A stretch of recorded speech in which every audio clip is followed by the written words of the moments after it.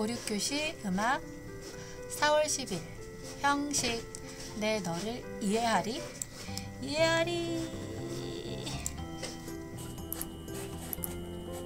안녕하세요, 음악 선생님입니다. 오늘은 무밍이랑 같이 왔어요. 선생님이 좋아하는 인형이야. 선생님 딸을 사줬는데 어느 날 선생님 딸이 방문 앞에 있는 거야. 그래서 선생님이 입양을 했습니다. 자, 선생님이 오늘 얘를 왜 데리고 왔냐면 얘가 선생님 수업 설명하는데 필요해서 데리고 왔어요. 자, 우리 지난 시간에 리듬 배웠고 음계, 화음, 그리고 화음이 움직여서 화성 진행하는 것까지 알아봤어요. 오늘은 형식에 대해서 배우겠습니다. 자, 형식을 폼이라고 하는데 형식은 이야기하고 똑같아. 이야기가 가지고 있는 구조처럼 형식은 음악이 가지고 있는 구조를 얘기하는 거예요. 그래서 오늘은 백설공주 이야기로 음악의 형식을 알아볼게요. 자, 얘가 백설공주래. 자, 이야기가 어떻게 시작됩니까? 옛날에 백설공주가 살고 있었어요. 음악도 이렇게 시작을 해요. 그 다음 백설공주가 어떻게 됐죠? 드라마틱한 중간 부분이, 사건이 막 전개되는 그런 중간 부분이 있죠. 음악도 마찬가지예요. 그런 부분을 작곡해줘야 돼요. 시작한 다음에 그런 드라마틱한 부분을 작곡해서 졸업곡을 멋지게 만들어주고, 그럼 이 이야기는 어떻게 끝납니까? 백설공주는 왕자님과 행복하게 살았답니다 하면서 해피엔딩을 딱 매짐하는 것처럼 음악도 그렇게 마지막 부분이 마무리가 딱 돼야 돼요. 정리하면 이렇게 되는 거죠. 시작, 중간, 끝. 형식이 이렇게 세 부분으로 있어야 돼요. 자, 우리 음악에서 그럼 형식을 또 뭐라고 설명하냐면 음악의 최소 단위가 마디야. 자, 그런데 이 마디를 가지고는 음악이 완성되지 않는데, 그래서 적어도 마디가 2개는 있어야 노래가 돼. 자, 그래서 마디가 2개 있는 걸 우리가 부르는 이름이 있어. 따라해보자. 동기, 마디 동기. 시작, 마디 동기. 동기가 그럼 모두 몇 마디야? 2마디. 이 2마디를 모티브라고 해. 모티브. 자, 뭔가 하고 싶은 그 의욕이 생기는 걸 동기라고 하잖아. 그래서 음악도 2마디가 작곡이 돼야지 음악이 계속 연결돼서 작곡될 수 있어. 예를 들어보자. 송아지 2마디가 작곡됐어. 그 다음에 작곡을 할 수 있겠지. 그 동기가 바로 2마디인 거야. 자, 그러면 이 2마디 동기하고 노래가 완성됐어? 안 됐지. 그래서 이 동기를 한 번 더 작곡해 주는 거야. 자, 그럼 모두 자, 동기 뭐라고 부르냐? 이것도 역시 이름이 있어. 작은 악절. 다시 한번. 마디 동기 작은 악절. 작은 악절은 모두 몇 마디야? 4마디. 자, 4마디가 되면 노래가 되나 한번 보자. 송아지 얼룩 송아지. 어머, 딱 숨을 쉴 수 있네. 뭔가 노래가 딱 매짐이 된다. 자, 노래가 매짐이 되고 뭔가 숨을 쉴 수 있어. 호흡을 할 수가 있다. 그래서 음악에서는 이 4마디를 프레이즈라는 말로 쓴대. 그래서 선생님들이 왜 악기를 배울 때 한 프레이즈 연주해봐 이러면 4마디를 얘기하는 거야.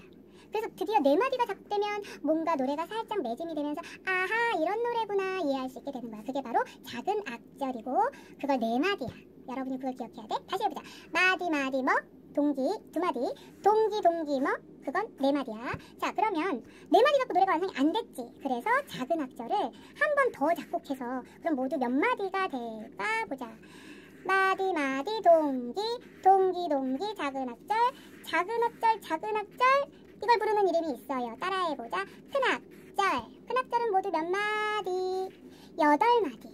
자, 8마디가 되면 노래가 완성되나 한번 볼게. 송아지 얼룩 송아지 엄마 소도 얼룩소 엄마 닮았네. 어머, 딱 끝났네. 짧은 노래 하나가 딱 끝났어. 그래서 노래 하나를 만들 수 있는 부분이 바로 이 큰 악절이야. 그래서 이 큰 악절을 가지고 부르는 이름이 바로 한토막 형식이라는 말이 있어. 한 토막으로 노래를 딱 만들 수 있다는 뜻이래. 그래서 큰 악절은 한토막 형식이랑 똑같은 이름이고 모두 다 8마디를 얘기하는 거야. 이해됐어? 그럼 다시 정리해보자. 마디 동기 2마디야. 동기 작은 악절 너무 기니까 자각 이르자. 동기 자각 4마디. 자각 큰 악 몇 마디? 8마디. 큰 악의 다른 이름이 바로 뭐야? 한도막 형식. 그래서 큰 악절 한도막 형식은 모두 몇 마디예요? 8마디를 기억해야 돼.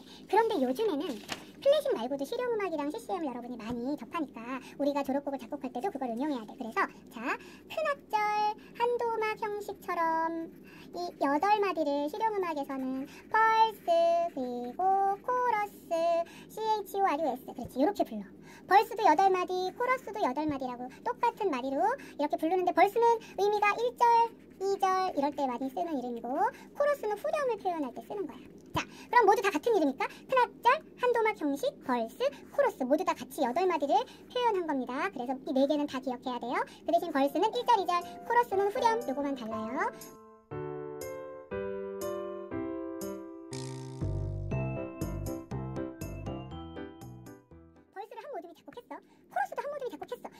어울려.